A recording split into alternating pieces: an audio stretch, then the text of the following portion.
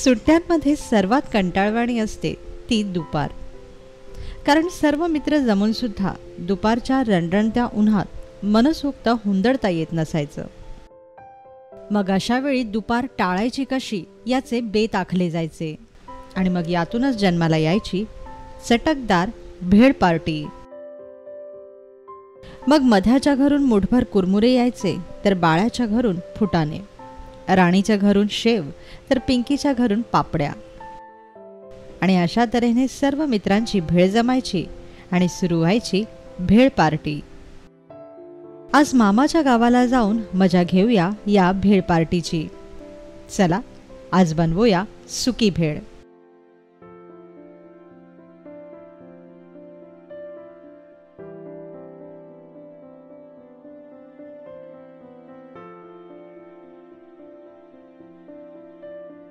सुकी भेळ बनवण्यासाठी खरं तर जिन्नसांचं ठराविक असं प्रमाण नसतं. ज्याला जे आवडेल किंबहुना जे मिळेल ते वापरून भेळ बनवावी. तरीही सुक्या भेळीसाठी आपण घेतलेला आहे 4 मुठी कुरमुरे, मुठभर भाजलेले शेंगदाणे, मुठभर तळलेले वटाणे, मुठभर तिखट डाळ, मुठभर चणे फुटाणे, भरपूर नायलॉन शेव आणि मनसोक्त पापड्या.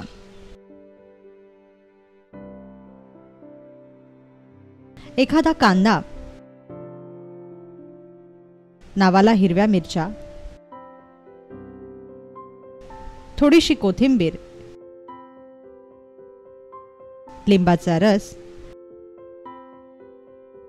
मनाप्रमाणे कैरीच्या फोडी, चिमूटभर आमचूर पावडर आणि चिमूटभर मीठ.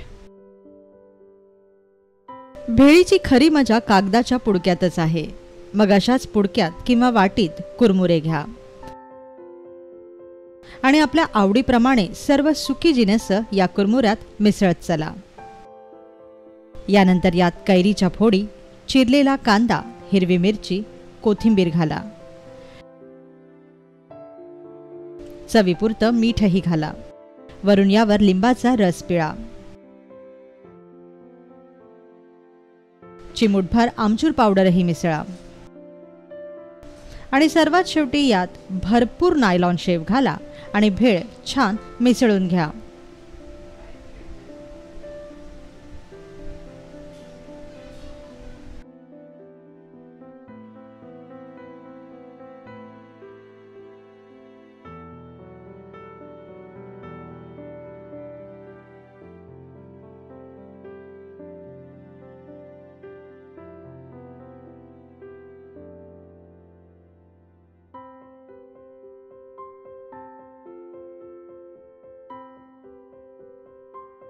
सर्वात अखेरीस या भेळीवर भरपूर शेव घाला आणि पापडी चुरून घाला.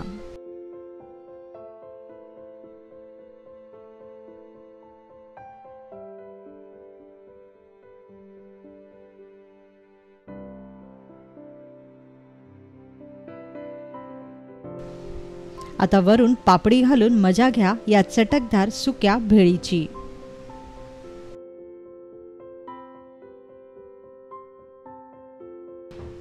आजकालच्या आयांनी मुलांना पिझ्झा बर्गरच्या पार्टीची सवय लावली आहे. त्याला फाटा देत ही लो प्रोफाईल अशी भेळ पार्टी करून पहा. तुमच्या मनाला आणि आम्हालाही नक्कीच आनंद होईल.